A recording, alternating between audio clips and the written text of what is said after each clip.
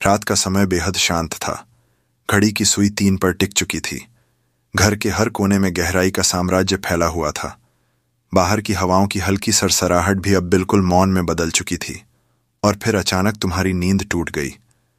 तुम धीरे धीरे पलकों को खोलते हो।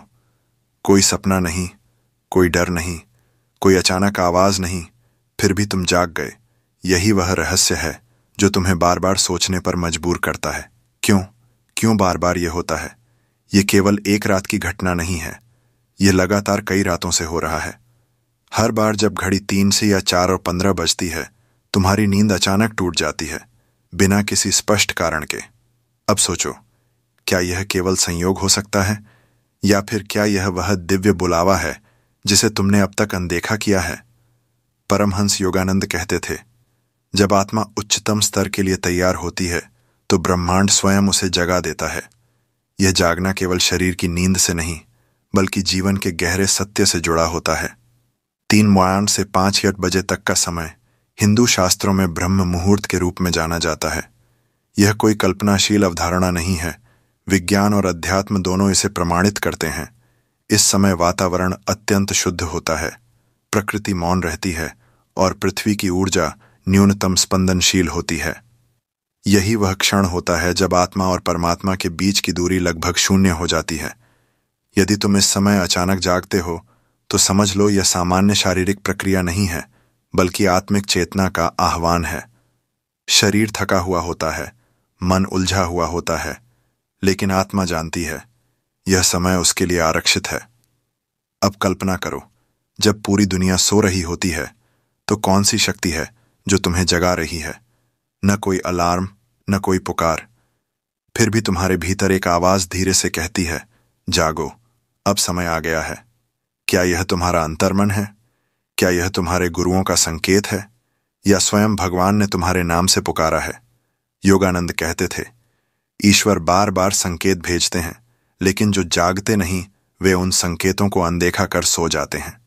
अब जब तुम्हारी आंख खुलती है तो क्या तुम इसे अनदेखा कर दोबारा सो जाते हो, या ठहर कर खुद से सवाल करते हो, मैं क्यों जागा? अगर तुमने कभी अपने भीतर की आवाज सुनी है तो वह यही कह रही थी, यह समय तुम्हारा है, तुम्हारा और ईश्वर का संवाद। उठो, ध्यान में बैठो, मौन में रहो और उस रहस्य को जानो जिसे दिन की हलचल में जान पाना असंभव है। दिन में हजारों विचारों की भीड़ होती है, आवाजें, जिम्मेदारियां, फोन कॉल्स, समस्याएं। लेकिन ब्रह्म मुहूर्त में सब कुछ मौन होता है, केवल तुम और तुम्हारी आत्मा। यह समय केवल साधुओं या आर्षियों के लिए नहीं है, यह उन लोगों के लिए है जो जीवन में आगे बढ़ना चाहते हैं, जो भीतर उतरना चाहते हैं और यह जानना चाहते हैं, मैं कौन हूं। जो इस रहस्य को समझ जाता है वही दुनिया की उलझनों से मुक्त हो जाता है। शास्त्रों में कहा गया है, ब्रह्म मुहूर्ते उत्तशित स्वस्थो रक्षार्थ मायुष, अर्थात जो ब्रह्म मुहूर्त में उठता है वह अपने स्वास्थ्य, आयु और आत्मिक विकास की रक्षा करता है। सोचो, किसी समय को इतना पवित्र क्यों कहा गया? क्यों ऋषि मुनि इसी समय जागते थे? क्यों बुद्ध ने ज्ञान इसी समय प्राप्त किया? क्यों श्री कृष्ण ने अर्जुन को गीता का उपदेश युद्ध की सुबह सुबह दिया? क्योंकि ब्रह्म मुहूर्त में किया गया ध्यान ब्रह्म ज्ञान में परिवर्तित हो जाता है।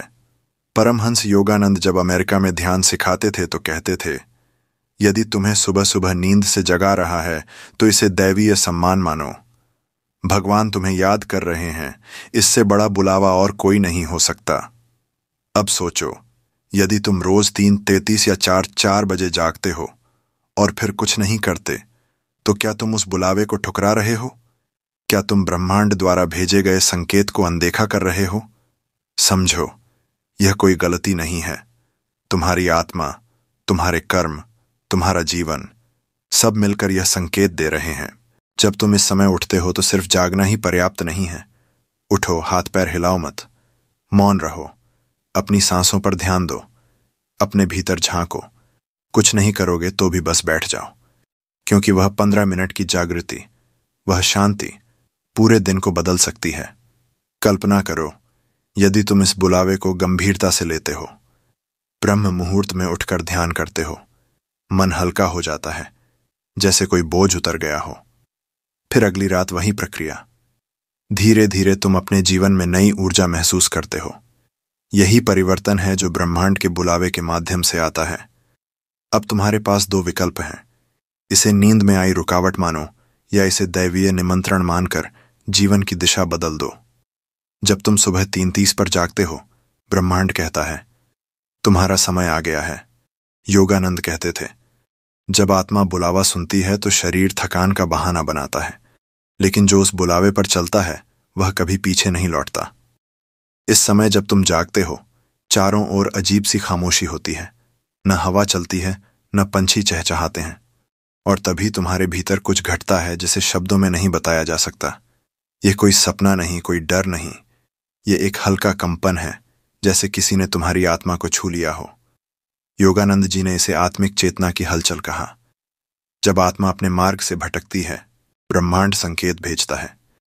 यह संकेत चुपचाप, बिना शोर के आते हैं। जैसे फोन में नोटिफिकेशन आता है, वैसे ही ब्रह्मांड का संदेश तुम्हें महसूस होता है। लेकिन यह सिर्फ जागने की प्रक्रिया नहीं है, यह आत्मिक पुनर्जन्म की शुरुआत है। जब पूरी दुनिया सो रही होती है और तुम जाग रहे होते हो, तो यह ईश्वर की योजना का हिस्सा हो सकता है। शरीर सोचता है कि यह केवल नींद की कमी है, लेकिन आत्मा जानती है यह समय उसके लिए है। अब सवाल उठता है, इस समय क्या करना चाहिए? मोबाइल देखना, पानी पीकर सो जाना? नहीं, यह समय व्यर्थ नहीं जाना चाहिए। यह समय आत्मा के लिए दरवाजे खोलने का है। योगानंद जी कहते थे, यदि आत्मा जाग चुकी है तो उसका स्वागत करना ही कर्तव्य है। अब सोचो, अगर कोई वर्षों बाद तुम्हारे दरवाजे पर आता, क्या तुम उसे वापस भेजते? नहीं। तो जब आत्मा खुद ब्रह्म मुहूर्त में तुम्हें जगा रही है, क्या उसे अनदेखा कर दोगे? जब नींद खुलती है, पहली चीज, किसी भी स्क्रीन को मत देखो, शांत हो जाओ, अपनी सांस पर ध्यान दो, भीतर झांको, एक मंत्र दोहराओ, एयूएम नमः शिवाय, या कोई भी मंत्र जो तुम्हारे हृदय को छूता हो। कुछ समय बाद तुम्हारे शरीर में हल्की झंझनाहट, सिर में भारीपन, आंखों में नमी, ये सभी संकेत हैं कि अहंकार पिघल रहा है और आत्मा प्रकट हो रही है। यह अनुभव केवल उन्हीं को होता है जो कर्म के हिसाब से बदलाव के लिए तैयार हैं, जिन्होंने पिछले जन्मों में साधना अधूरी छोड़ी हो, या जिन्होंने किसी संत का आशीर्वाद पाया हो, या अब ईश्वर की ओर बढ़ना चाहते हो। भाग्यशाली वही हैं जिन्हें ब्रह्म मुहूर्त में यह अनुभव होता है। अगर बार बार इसे अनदेखा किया तो संकेत कमजोर हो जाते हैं। ब्रह्मांड सब्र करता है, लेकिन हमेशा नहीं। जो बुलावा सुनते हैं वे सत्य को पा लेते हैं। कल्पना करो, 30 दिनों तक रोज 15 मिनट मौन में बैठो। तुम्हारा चेहरा शांत होगा, आंखों में गहराई आएगी, निर्णय सटीक होंगे, मन स्थिर और प्रसन्न होगा। लोग पूछेंगे, क्या हुआ? तुम मुस्कुराओगे, क्योंकि जो हुआ वह शब्दों में नहीं कहा जा सकता। योगानंद जी कहते थे, एक बार आत्मा ने स्रोत का अनुभव कर लिया तो कोई सुख उसे आकर्षित नहीं कर सकता। अब तुम्हारे पास विकल्प है, इस समय को सोकर व्यर्थ करना या चेतना में प्रवेश करना। जीवन की उलझन, बेचैनी, खालीपन, सबका उत्तर इसी समय में छिपा है। यदि संदेह हो तो बस एक काम करो, अगली बार नींद खुले, उठो, 10 मिनट मौन में बैठो। हलचल हो तो जान लो आत्मा जाग रही है, रोने का मन हो तो समझो कुछ पिघल रहा है। शांति मिले, तुम्हारा जीवन दिशा पा रहा है। यह केवल नींद टूटना नहीं है, यह नया जन्म है, वही जन्म जिसके लिए तुम कई जन्मों से प्रतीक्षा कर रहे थे। यदि रोज 3:15 या 4:44 बजे नींद टूटे और तुम सोचो कि यह सिर्फ पानी पीने या मस्तिष्क व्यस्तता की वजह से है, तो तुम बेहद कीमती संदेश खो रहे हो। यह केवल नींद नहीं टूट रही, बल्कि एक द्वार खुल रहा है जो सामान्य अवस्था में कभी नहीं खुलता। योगानंद जी कहते थे, ईश्वर जब बुलाते हैं पहले नींद छीनते हैं ताकि जाग सके, बाहर नहीं, भीतर। जब आत्मा तैयार होती है, ब्रह्मांड मौन संदेश भेजता है, ना घंटी, ना आवाज, केवल एहसास की कुछ अलग है। जो इसे सुनते हैं वही आगे बढ़ पाते हैं। जो भ्रमित हैं, जिन्हें समझ नहीं आता, इसी समय जागरूक होते हैं। मन भारी, खालीपन, उदासी, ये सब संकेत हैं कि चेतना बदल रही है। डर मत, ये डर नहीं बल्कि चेतना की उपस्थिति है। थीटा वेव्स, ब्रह्मांड से संपर्क, सूक्ष्म शक्तियों की सक्रियता, सभी संकेत हैं। अहंकार डरता है, आत्मा जागृत है। रात के अंधेरे में ध्यान करना साहस मांगता है। जो कर पाता है वही आत्मज्ञान पाता है।